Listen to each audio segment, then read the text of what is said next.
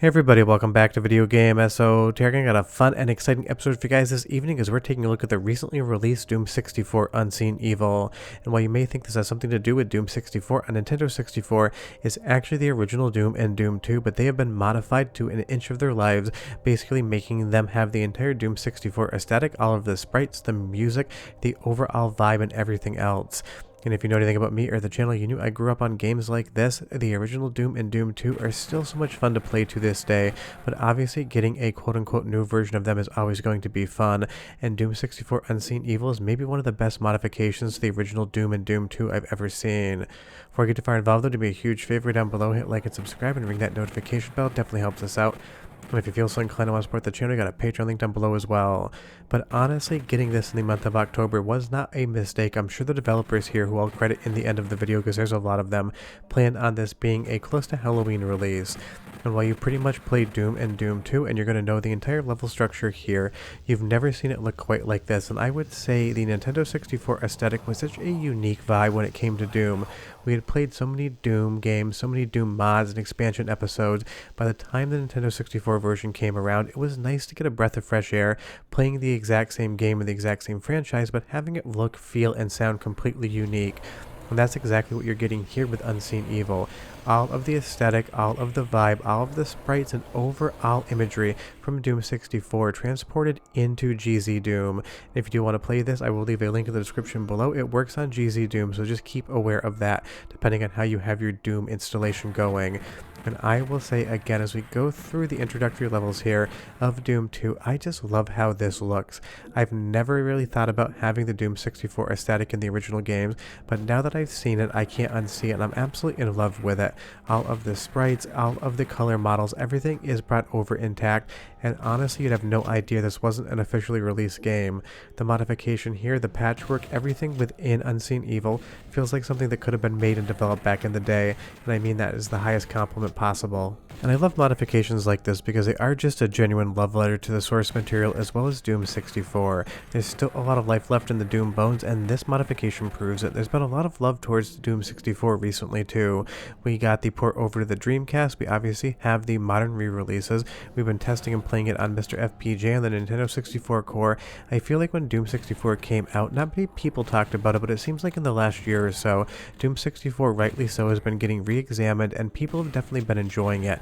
And a lot of it's down to the aesthetic and vibe being a little bit darker and a little bit more dramatic than the original Doom. So being able to bring over that drama, those colorways, the shadows and lighting into the original two games basically makes them feel almost brand new. Of course, again, there's not going to be any new levels here. There's no new weapons as far as I have found. If you played Doom and Doom 2, you speedrun them, you know them front to back, nothing is going to be different about the level structure or the maps here. But the sprites are going to be completely changed, all of the lighting models are different, and it just has a completely different feel to it. You're going to have a lot of different options for your controls, including some Nintendo 64 specific ones, and honestly it would be amazing if you had one of the NSO Nintendo 64 USB controllers to actually try to get it working with GZDoom. I've got one in the closet, but I didn't get it working in time for the video. As we move further in, what I really think I like the most about this is just how dramatically different the lighting is. There's more atmosphere, there's more vibe, and with that brings a bigger sense of horror. Now, the original Doom 64 had some issues in the overall brightness. It was actually a coding bug, but it always had that sense of fear because you weren't able to see as far as you would in Doom or Doom 2. And that's coming over enough here to give you that sense of dread without coming over so much that it's actually obstructing your view as to what you're seeing moving forward. And I think that is the best of both worlds. Up the horror, up the anticipation, but don't make it so hard to see that you're really going to get confused as you move forward. And of course, Doom 64 had a completely different and way more atmospheric soundtrack than Doom or Doom 2 did on the PC, and a lot of that's come over here as well. So I'm going to let you listen to the soundtrack for 45 seconds, but get a good earful and understand and try to realize how much different this game feels based upon those soundtrack changes, because that to me, even more so than the visuals, makes a huge difference. But enjoy.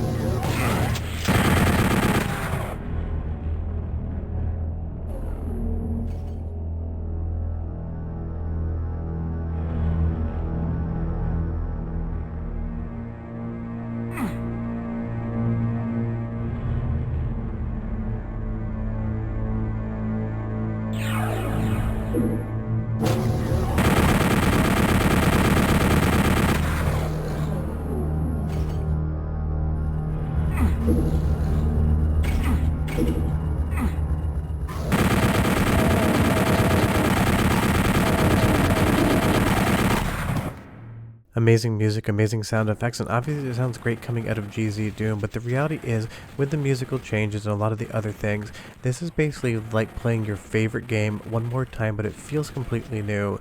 It's like getting a director's cut of your favorite film or a piece of entertainment. Just recently I watched a new 3-hour cut of Caligula that removes basically all of the things that Bob Guccione added in and changes up some of the story and adds in additional takes or more relaxed scenes. And honestly, even though I've watched that movie probably 10 times because it is one of my favorites as a filmmaker and film historian fan, it had a completely different feel to it. It was like a new piece of entertainment that I discovered for the first time, even if I had seen it 10 times. And that is what Doom 64 Unseen Evil is doing for Doom 64 and Doom 1 and 2. It's taking something that you are so familiar with and making it feel incredibly new, like that hallway there with all of that blue colorscape. You've never seen that hallway feel quite that way. And it really does just give this game so much new life, and that's not to say that Doom and Doom 2 haven't been getting modifications since basically the week they came out, honestly. It just goes to show how well loved these games are and how much life they have in them. Fans are still modifying these games, making entirely new games out of them, and doing stuff in the GZDoom engine that doesn't even have anything to do with Doom. I've covered a couple games on the channel in the last year or so that use the GZDoom engine to do stuff like kart racing in Sonic the Hedgehog universe. It is just wild how far they can push this technology that came out in the 90s. And all of these bronze rusty colors here, definite some Blade Runner 2049 vibes going on, and I really appreciate that as well. And all of the sprites, sure, they're not the sprites you're familiar with from the PC versions, and maybe you don't love them, but they do look great here. Leave me a comment down below and you tell me, do you prefer the sprites in Doom and Doom 2, or do you prefer the sprites in Doom 64? For me, honestly, I really can't decide. Both have a very unique and specific look, and for nostalgia's sake, the actual PC ones are the ones that I remember, but honestly, the Doom 64 sprites here really do look great in Doom 1 and Doom 2. But the great part about modifications like this is if you want to play them, you absolutely can. If you want that original look, you don't need to do anything with it whatsoever. Just grab GZDoom, grab your official copies of Doom and Doom 2, and just play them like you would before, because honestly, GZDoom, at least in my opinion, is the de facto way to play the games now with full mouse control and so many different quality of life improvements. But this area here, I think, really shows off the fundamental differences in the overall look. The brightness, but the darkness at the top and bottom of the ceiling just looks so incredible together. And of course, this is still Doom, so there's going to be so many different wild levels, and it's been probably like 3 or 4 years since I actually played through the entirety of Doom 2, so even I am rusty at it. This is the type of game that I definitely play probably once every 5 years just to sit down and remember, because I have so much nostalgia for this franchise. I still remember seeing previews of Doom in gaming magazines back in the day when I had like a 486 DX66 and would get magazines on computers just to see what games are coming out. And I remember levels like this just absolutely destroying me back in the day, because it has been like 4 to 5 years since I've played Doom 2 from start to finish. It's one of those things that still destroys me now. And while I'm just sticking with Doom 2 levels here because that is what I like, remember that this includes both Doom and Doom 2, so you can use it however you want. And nothing is more iconic, pun very much intended, than the icon of sin. I'll still never forget seeing this back in the day. It absolutely blew my mind, and seeing it in the Nintendo 64 aesthetic with all of that pixelated fire to the left and the right, and everything else going on screen at once. It is just such a fresh and fun take on a game that has been remade, rethought about, remastered, and basically rekajiggered, for lack of a better term, so many different times in so many different ways. This is just something, it feels like a special event, and again, why would somebody spend so much time to do this? Because they love the game. I know a lot of times people will comment saying, why didn't they just make a new game in the Doom universe? Why not just do something like this? People love it. It is a passion project, and you can see here as all of the credits go by just how many people genuinely worked on this game.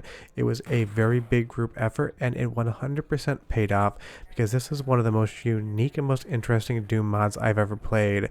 And if you are a huge fan of the Doom 64 aesthetic, trust me, you're going to absolutely love this thing. And I can't imagine how many hundreds of hours it took all of these modders to get this thing buttoned up and out the door, but honestly, it was 100% worth it. Go ahead down below, grab the link, you'll be able to play this anywhere you want. Trust me, the only wrong way to play Doom 64 Unseen Evil is not to play it. See you guys next time. Bye-bye.